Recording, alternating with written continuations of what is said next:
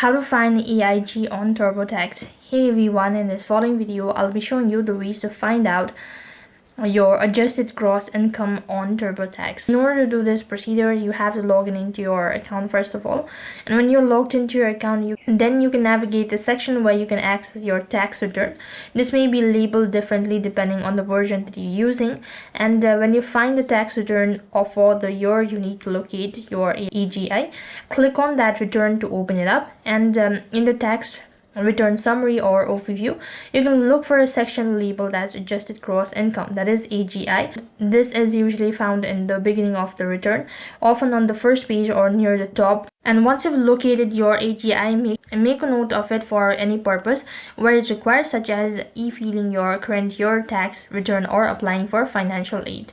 So by following the steps, you should be able to see or get your AGI on TurboTax. So that's how you can find AGI on TurboTax. That is all for this video.